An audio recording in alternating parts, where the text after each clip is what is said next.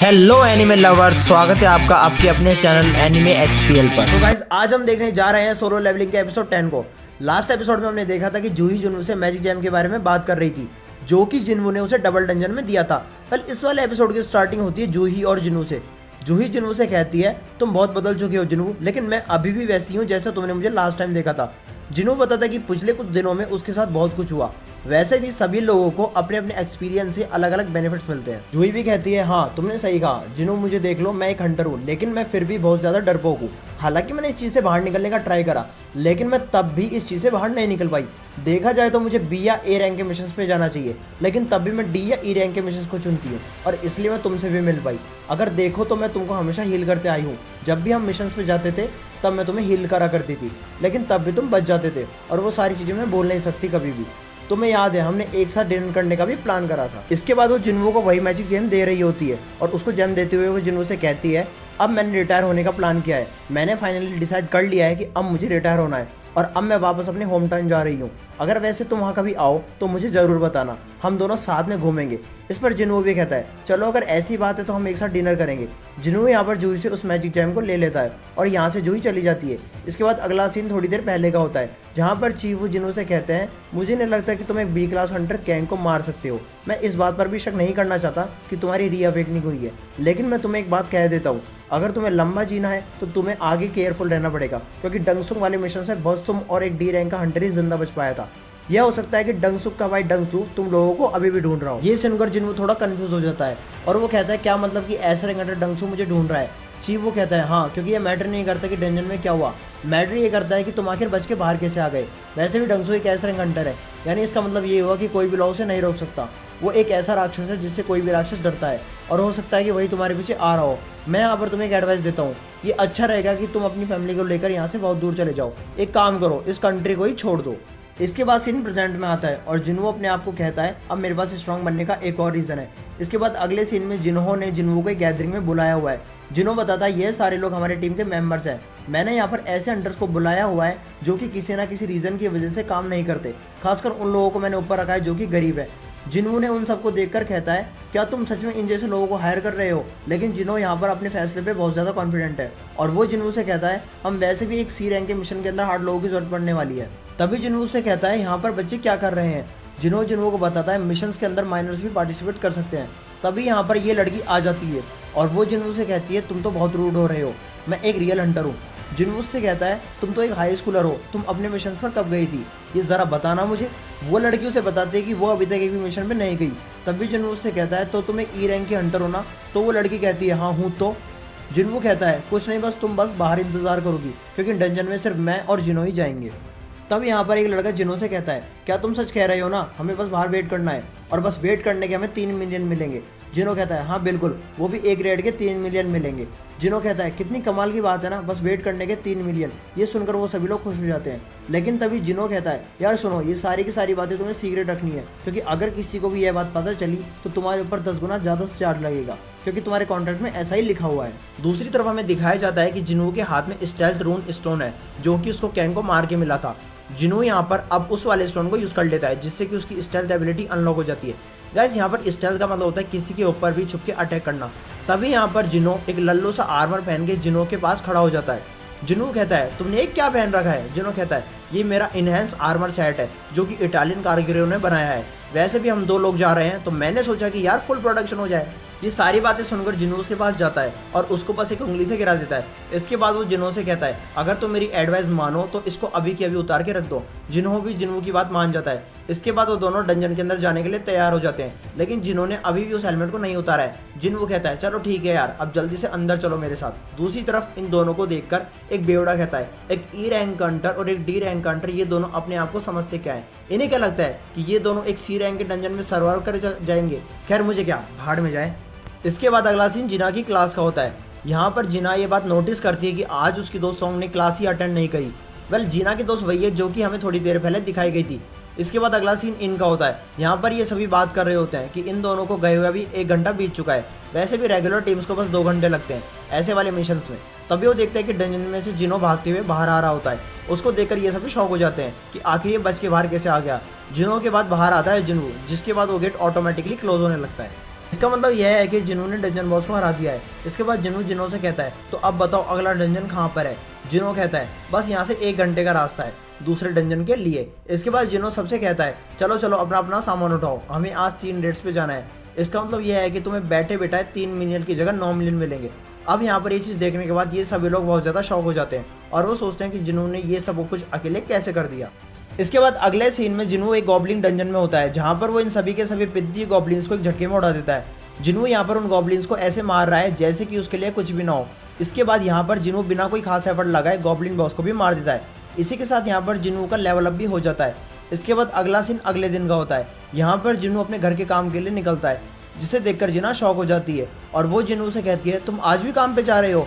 जिन्हों कहता है हाँ और यहाँ से गेट बंद कर लेना। इसके बाद अगले सीन में ये दोनों डंजन में होते हैं जहाँ पर जिन्हों भाग रहा होता है और बॉस जिन्हों के पीछे भाग रहा होता है। जिन्हों उस बॉस को मार के अपना लेवल अप कर लेता है। इसके बाद ये दोनों एक के बाद एक डंजन में जाते रहते हैं जिससे जिन्हों का लेवल अप भी होता रहता है। इसी बीच एक डंजन के अंदर जिन्हों अपनी स्टेल्थ एबिलिटी का भी यूज करता है जिसे देखकर जिन्हों शॉक हो जाता है और वो सोचता है जिन्हों तब से लेकर अभी तक बहुत ज्यादा स्ट्रांग हो चुका है।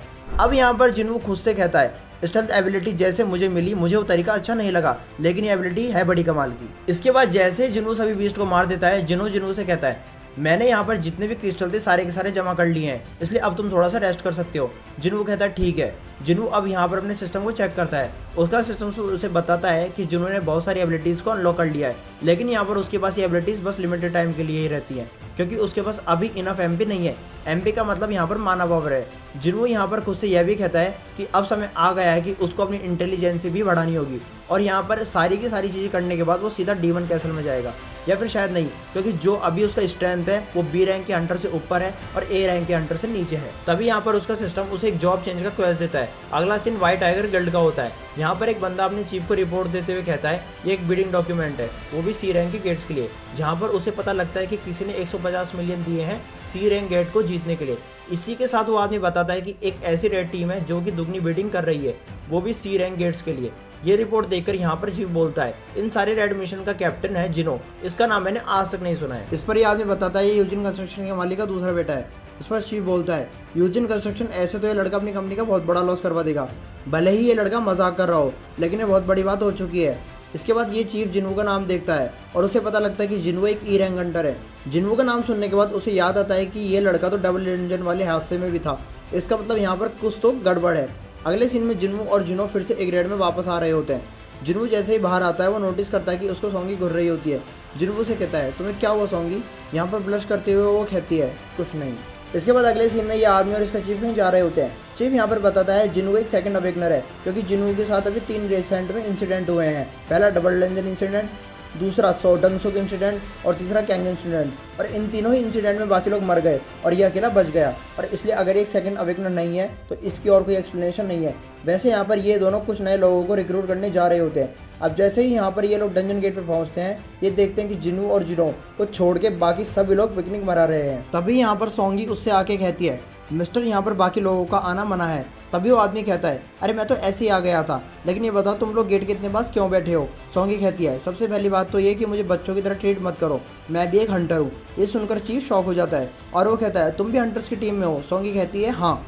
यहाँ पर चीफ समझ जाता है कि संग जिन्हू अकेला ही गया है, इसका मतलब वो बहुत ज़्यादा पावरफुल है। इसके बाद वो आदमी और चीफ वहाँ से चले जाते हैं। तभी जिन्हू रेड से बाहर आते हुए जिन्हों से कहता है कल कुछ है तो नहीं ना, क्योंकि कल छुट्टी मारते हैं। जिन्हू कहता है कल एक गेट रिजर्व तो है, लेकिन चलो मैं उसे कैंसिल कर देता हूँ। लेकिन यहाँ पर जिन्हू उसे ऐसा करने से मना कर देता है क्योंकि ये चीज़ करना पैसों की बर्बादी होगी। जिन्हू कहता है मैं उस गेट को 2 दिन तक रख सकता हूँ। जिन्हू कहता है अगर ऐसी बात है तो अभी के भी चलते हैं। यहाँ पर हमें पता चलता है कि इन दोनों की बातें छुपकर कोई सुन रहा होता है। अगले सीन में दिखाया जाता है कि चॉय एक बुरा सपना देखकर नींद से जाग जाता है। तभी वो यहाँ पर एक डॉक्यूमेंट उठाते हुए कहता है अब यह चीज़ करने का समय आ गया है। अगला सीन रात का होता है जहाँ पर जिन्हू और जिनो की सारी रेड कंप्लीट हो चुकी है। सबके चले जाने के बाद जिन्हू के पास चीफ आता है। चीफ जिन्हू के पास जाता है और वो उससे कहता है मुझे आपसे मिलकर अच्छा लगा मिस्टर संजीवू, मैं हूँ व्हाइट टाइगर गिल्ड से संगमिन, और क्या अभी हम कुछ बातें कर सकते हैं? इसके बाद वो चीफ और जिन्हू एक कैफ़े में जाते हैं। चीफ जिन्हू को बताता है कि हमारा व्हाइट टाइगर गिल्ड इस पूरी कंट्री का one of the best guild है, इसलिए हम लोग हमेशा कमाल के लोगों को ढूंढते ही रहते हैं। मैं यहाँ पर सीधे काम की बात पे आता हूँ। हम आपको दुगना पेमेंट करेंगे जितना वो यूजिन कंस्ट्रक्शन पे कर रहा है। आपको इसके बदले में बस एक छोटा सा काम करना है, आपको बस व्हाइट टाइगर गिल्ड को ज्वाइन करना है। यहाँ पर संगमिन मनी मन सोच रहा होता है कि पैसा तो अच्छे अच्छे को हिला देता है, ऊपर से लड़का तो ऑफर को मंजूर कर ही लेगा। जिन्हों यहाँ पर संगमिन से व्हाइट टाइगर गिल्ड की वैल्यू पूछता है। यह सुनकर संगमिन हिचकिचाते हुए बोलता है यही कुछ 50 बिलियन। यह सुनकर जिन्हों कहता है तो क्या तुम मुझे पूरी बिल्डिंग दे सकते हो।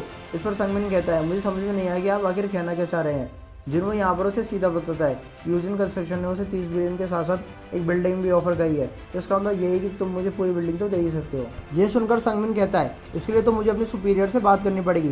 फिर जिन्हों कहता है अगर ऐसी बात है तो फिर मैं चलता हूँ। जिन्हों के जाने के बाद संगमिन सोचता है मुझे पहले ही पता कर लेना चाहिए था कि आखिर इसको जिन्हों कितना ऑफर कर रहा है। लेकिन जिन्हों जाते जाते उससे कहता है तुम्हें आखिर मेरे बारे में कैसे पता चला, क्या तुम मेरे ऊपर नजर रख रहे थे। यह कहकर जिन्हों वहाँ से गायब हो जाता है और यहाँ पर संगमिन के मुंह पर एक मार्क आ जाता है और ये चीज़ देखकर संगमिन की फट जाती है और वो मनी मन कहता है ये सच में एक सेकंड अवेकनर है। तो इस बात पे कोई शक भी नहीं है कि यूजिन वालों ने इसको इतना पेमेंट क्यों करा।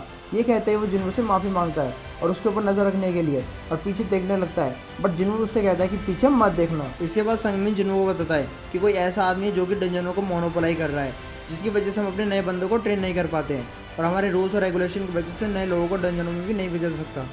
इसके बाद वो बताता है कि गेट के रिगार्डिंग डील करने के लिए संगबिन ने उस बंदे के ऊपर नज़र रखना चालू करा जो कि इन डंजनों को खरीद रहा था और उसी रीज़न की वजह से उसे जिन्हू के बारे में पता चला।